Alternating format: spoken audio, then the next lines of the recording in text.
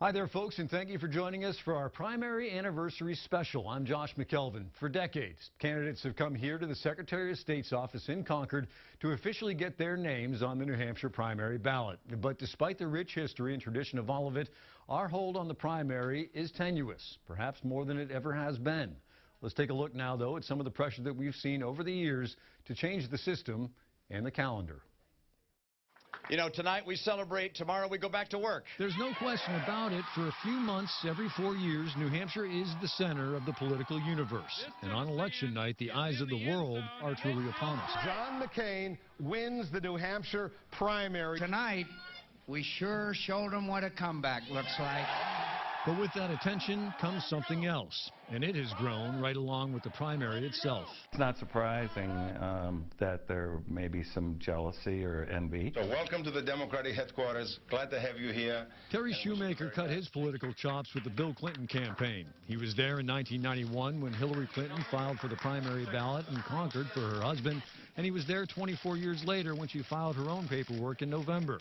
And Shoemaker has seen firsthand the challenges that the primary has faced. Almost every cycle going back to the early 80s was one or more states decided they were going to try to move up on us, making an argument that New Hampshire's too small, it's too northeast, it's too white, it's too rural. And it was only last fall that current Governor Maggie Hassan demanded an apology from fellow Democrat Harry Reid after the senior senator slammed the first-in-the-nation primary. You go to New Hampshire,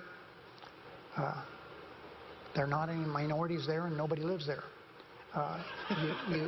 You go to Iowa, and there are few people there, but again, it's a place that does not demonstrate what America's all about.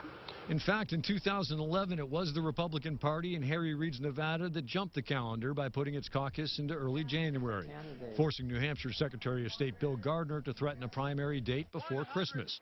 Ultimately, it led to an effective candidate boycott of Nevada, as John Huntsman was the first in the field to pledge to ignore that state entirely. If you're going to boycott Nevada for their, I think, insane attempt at leapfrogging the primary process, which is bad for the people in New Hampshire, bad for American democracy, bad for the candidates who are trying to make some sense out of the pathway forward, you ought to boycott it in total. Nevada wasn't the first state to try to bump New Hampshire, only the last. Delaware even tried to do it twice. New Hampshire for 70 years has taken pride in the fact that they have been the nation's first primary. Delaware wants to play a leading role in the process. Again, it was a threat of a candidate boycott that was the difference, which in 1996 included sitting President Bill Clinton.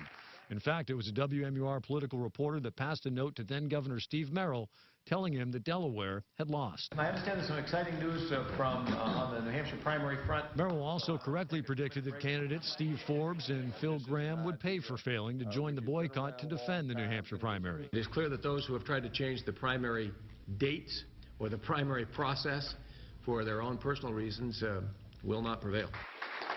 We are here to stand shoulder to shoulder with our friends in New Hampshire. New Hampshire really stands a chance yet again to serve an important role in American democracy by letting the candidates learn from us as well as we learn from the candidates. In fact, it was former State Rep Jim Splain that authored the 1975 law that requires the New Hampshire primary be held at least 7 days before any other similar contest. And for that reason, Secretary Gardner says New Hampshire will always be first. But for it to matter, the candidates have to realize and value what voters here have to offer. We go out of our way to, as voters, as residents, as members of the media, to give them the opportunity to make their case in our living rooms, on our streets, in meeting rooms. When they come to New Hampshire, their experience is different. I just placed a phone call to my friend John McCain. I want to congratulate Senator Clinton on a hard-fought victory here in New Hampshire. They went through it. They understand its value. They understand that connecting with real voters, hearing what their concerns are, not what the national pundits think their concerns ought to be, not what some focus group in Washington says their concerns ought to be, but what their real concerns here are on the ground. All right, I am joined now by two people who are very involved in New Hampshire politics. One, Renee Plummer, and two, Eddie Edwards. Good to see you guys. Thanks for joining us.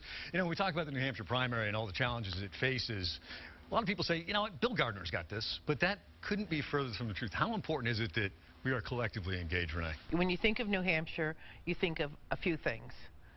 General John Stark, live for your die, and then you think of the New Hampshire primary. It is vital. It is so important that we keep this here. We kind of, like you said, 100 years. What do we do when this goes away? And you know every other state wants this. And I don't want it to leave. This is New Hampshire. In the last story, we just heard about people who criticize the diversity of New Hampshire, Eddie, and that's an argument we've heard a lot. But you have a pretty interesting counterpoint to make. Oh, absolutely. I think New Hampshire has the type of diversity that matters. That's political diversity. That's what people are selecting. They're vetting you based upon your political ideology. That's what New Hampshire has, not your racial views on public policy, but your political ideology. That's the type of diversity New Hampshire has, and we have that better than anyone else. Yeah, go ahead. You wanted to jump in there. Well, what I'm very nervous about with the primary now is the DNC, the RNC, and then the national media. And it seems that they want to take the control away from us. We have to be real careful. I don't think the people in New Hampshire realize how important this is if we lose it. I mean, obviously, this is a generational fight for New Hampshire. I mean, are people, the next generation, the younger voters, engaged in the way that you guys are? Oh, absolutely. I think they have to be, because I think it picks up on what Renee said. New Hampshire is a spirit where we believe in freedom and opportunity. And we vet your character when you come to New Hampshire. That's what's important. And you can't get that type of vetting anyplace else. That's why folks at the national level, whether it's the National Republican Party or the National Democratic Party, they want to take it out of here, because you can't control the process in New Hampshire. You're going to speak to people. People have their freedom of speech here. People practice their individual thoughts, and they're going to challenge you. They're going to challenge you in a way that you won't be challenged anyplace else. And that's scary for people who are used to being able to control messages. Yeah, well, you know what? I mean, state law dictates that New Hampshire will always be first, but the question is, will it always matter? And engagement is the key point that you guys are trying to make. So. And we have, I mean, as far as voting for the people here in New Hampshire, we are one of the highest for the states in the country for our voting. Turnout's important. We've got to keep it that way. All right, guys, thanks very much.